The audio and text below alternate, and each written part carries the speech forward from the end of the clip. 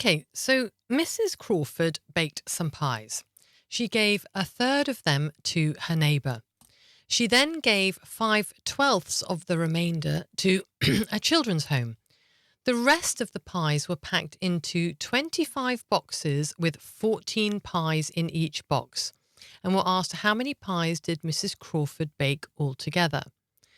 Now, this is quite I think this will illustrate nicely how we have to be really careful and how useful a model can be, because there's lots of steps to this word problem, and we always need to be very careful to be aware of what it is that we're working out at every step. But let's get on with it and we'll see how it goes. So Mrs. Crawford baked some pies. That's fine. She gave a third of them to her neighbour. Okay, so I think it probably makes sense to draw a bar, and we'll draw a nice big bar. And we are going to divide that bar into thirds, because we're talking about thirds of all of the pies. So this is all pies. Okay, so we're told she gave a third of them to her neighbour. All right, so there's a third of the pies. So this is the... All right, so we're happy with that. So far, nice and easy. She then gave 5/12 of the remainder to a children's home. Now, we were talking about thirds, and now we're talking about twelfths. And that's not the only thing that you should have noticed. The twelfths, it's not twelfths of the whole amount of pies, it's twelfths of the remainder. Okay, so I've said in previous videos that when we have fractions, often we know we've got to pay attention to the denominator, and we know we've got to pay attention to the numerator, but sometimes we don't pay enough attention as to what the fraction is, what's the whole, what's this fraction a part of, okay? And this fraction was a part of this whole, this was, all right? And this fraction is a part of this whole, okay? So that's something that you have to pay very close attention to. And this whole at the moment has been divided into two equal parts, which is halves. But here we are talking about twelfths. So we have to think, what can we do to change these halves into twelfths? Okay, and what do we need to do? Well, each of these needs to be divided into 6. Okay, and I will see if I can do that so it doesn't look too awful. So let's do that.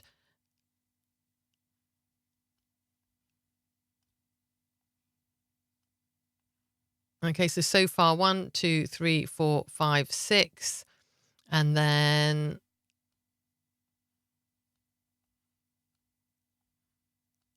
okay, so now let's check my work. I want there to be 12 parts here. So 1, 2, 3, 4, 5, 6, 7, 8, 9, 10, 11, 12. I've done it. Okay. So what did she do? She gave 5/12 of the remainder to a children's home. So that's 1, 2, 3, 4, 5. Okay, so this is to the home, the children's home. Okay, so I've captured that bit. I got that bit already. Now what were we told? The rest of the pies, that's this amount here, the rest of the pies were packed into 25 boxes with 14 pies in each box. Right. So, and this is where it gets a bit complicated in that there's going to be a step. We're going to have to do an extra step to find out how many pies were in this section. What we're told is that all of these pies were packed into 25 boxes, 25 boxes with 14 pies. Now, hopefully you'll recognize that this is sounding like this is like a multiplication, isn't it? All right. You probably did multiplication like this when you were younger. So 25 times 14, we do 25 times 14, we can find out how many pies were in this whole section. So 25 times 14, that's 350. So we now have a value for all of this. Okay, so there we go from there. 350 for all of these parts. Okay, and now we can find out how many pies are represented by each of these parts. So how many are there? 1, 2, 3, 4, 5, 6, 7. If we do 350, if we divide that by 7, we will get 50. Okay, and I hope you will have noticed that it's 35 times 10 divided by 7. So it must be, the answer must be 35 divided by 7, which you likely will have known as 5 times 10. All right, so we know that the value of each of these parts here is 50. I mean, you could just write it in one of them. Just make sure that it's very clear. Whenever you do a calculation, you need to think, what have I just calculated?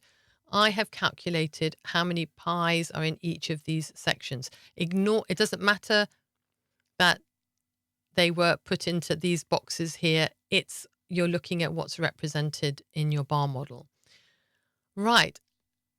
Now, if each of these has a value of 50, so do each of these. Okay. All right. And now it's up to you. You could decide, we've still got this third here.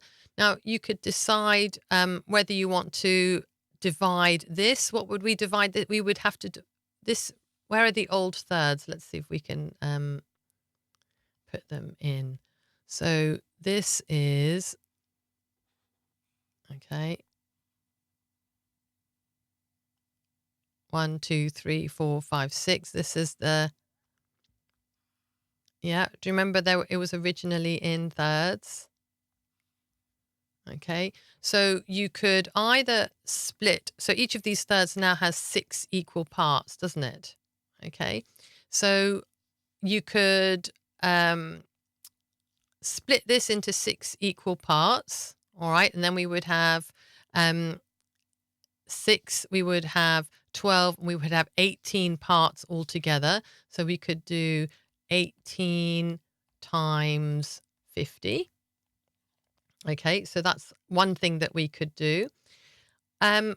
Or we could, what might be easier is just simply there's 1, 2, 3, 4, 5, 6 times 50. All right, we've got each of these thirds, all right, is 6 times 50. Now, quite similar to what I pointed out over here, we can just do 6 times 5, can't we? What's 6 times 5? Well, that's 30, but it's not 6 times 5, it's 6 times 5 times 10. So our answer is not going to be 30, it's going to be 30 times 10, which is 300. So this bit here, and actually you already knew that here from here to here was 350, so that we know that 350 take away 50 is 300. So we can be very sure we've got our calculations right. So each of these thirds has a value of 300. So this has a value of 300. And I think that's easier than doing 18 times 50. So what's our question? How many pies did Mrs. Crawford bake altogether? Well, that's the question. Well, we've got 300, 300, 300, 300, times 3. Okay. And remember, so what's 3 times 3 is 9. But this is not 3. This is 3 times 100. So we've got to multiply this by 100. And 100 times 9 is 900. All right. You need to always watch out to see if there's a relationship that you already know. There's a times table you already know there. And that's our final answer. Okay. Not difficult if you keep track of what you're doing. But you do have to then just take care. You need to not jump ahead too quickly and make sure that you are always thinking when you do a calculation, what is it that I have worked out? All right. If we're in too much of a rush, we can just do the calculation and kind of forget why we did it. Okay.